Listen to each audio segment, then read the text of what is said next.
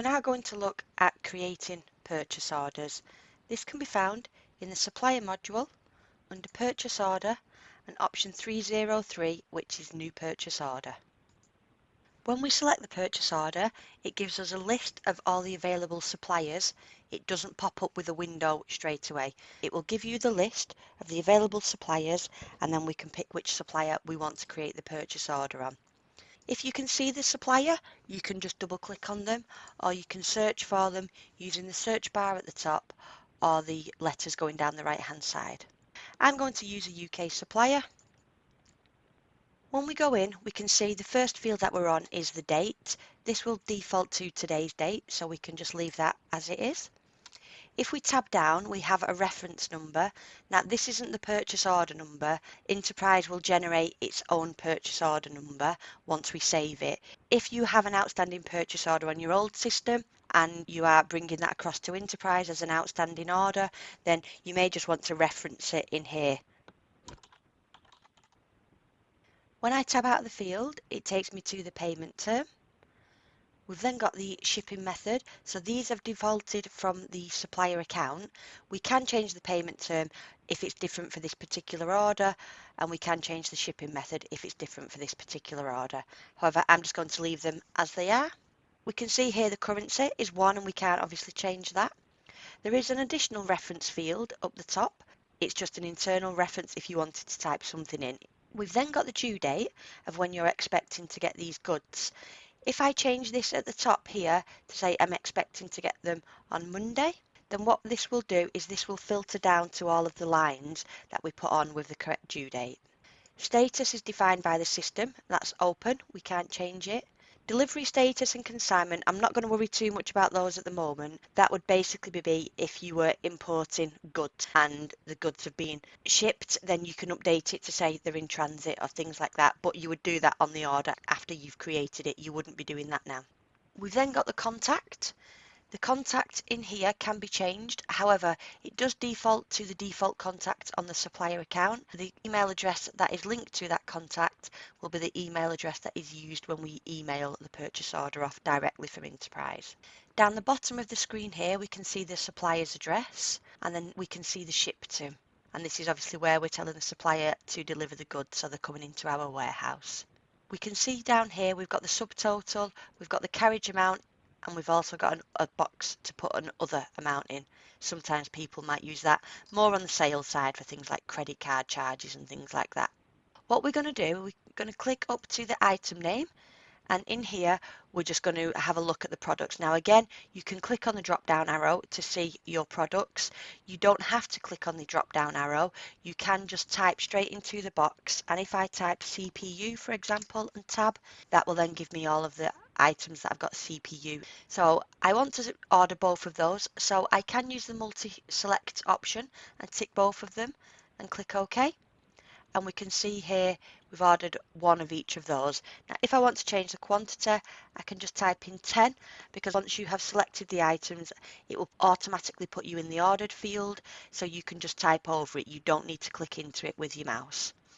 If I then use the arrow key and arrow up, because I'm going to stay straight in that column, and again I can just type 10. Because the products are already set up with their prices, we can see the prices on the items here. What I just want to show you now, if I select the handgun, what we can see on this particular item, we've got it set that we order 3 boxes of 20 as default. If we just double click on the item a second, go to the costing tab and the part code, what we can see here is we've got it set that we usually order 3 boxes of 20.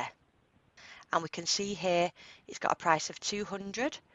If we just scroll up a bit, if we click back on the promotional pricing tab and just expand it for the box of 20, you can see 0.01, a maximum quantity of 50, it's 200. Anything over that is 150. So if we close that screen and just change this here to be 51, we can see the price over here has now changed to 150. Just put that back to 3. If I just maximise the window a second so we can see all of the columns, What we can see here is the unit of measure that we're ordering in. We can see the description.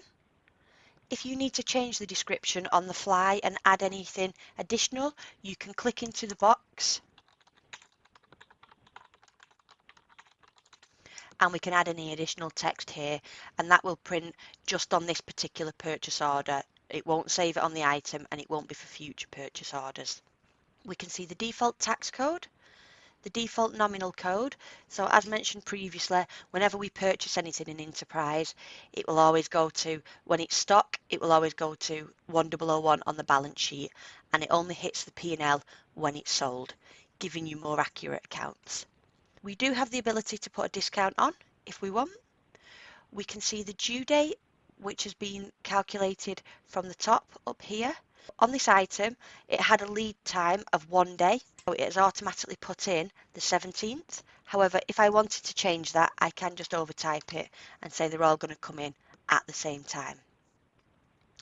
We have the ability to put a revised due date if you want.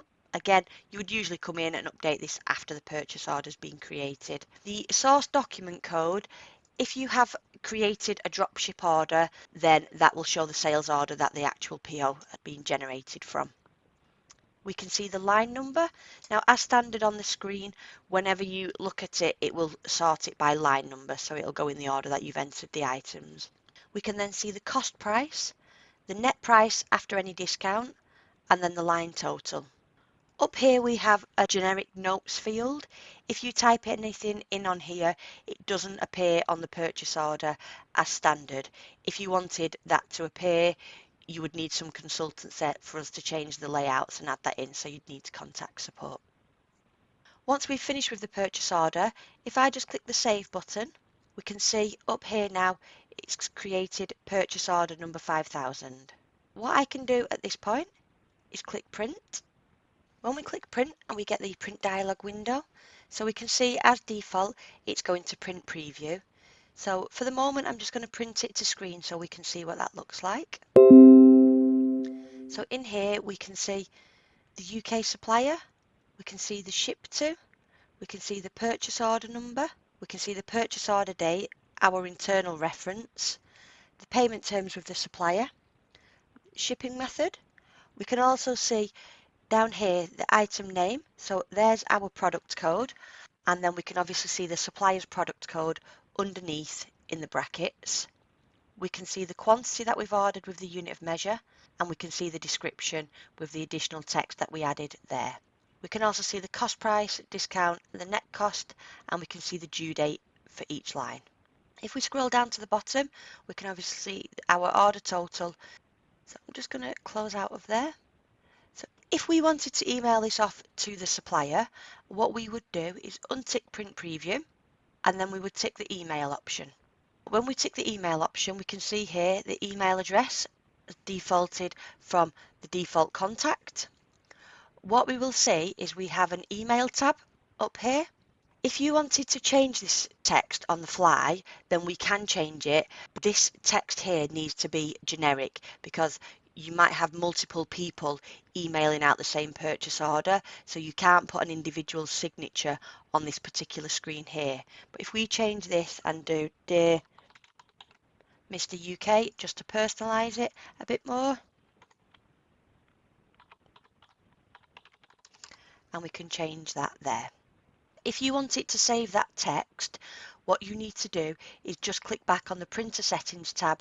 That is a bit like tabbing out of the field. However, if you do tab when you're in that field, it obviously just moves you along like it would do in a normal Word document. So you just need to click back on the printer settings before you click print. You can see the email address here, and now we're just going to click print at the bottom. So when we click print, we can see we get a bubble message down the bottom. If I click on that bubble message, we can see here it says saving in outbox done. So if I OK that and I close the print dialog and then I save and close the purchase order because I'm now finished with that. If we come up to the top right here, we've got a mail button.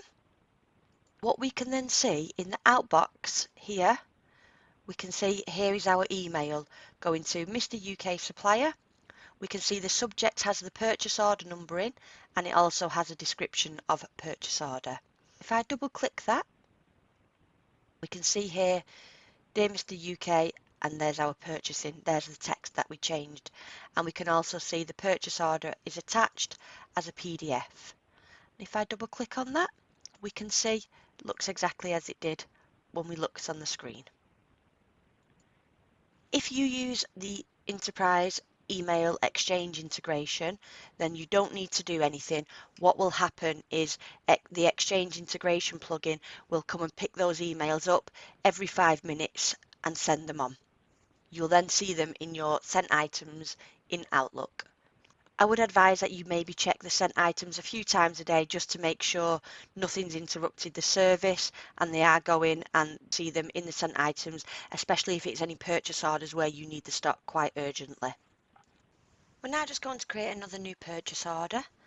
So again, I'm still in the purchase order screen, so I can just select my supplier that I want to put it on.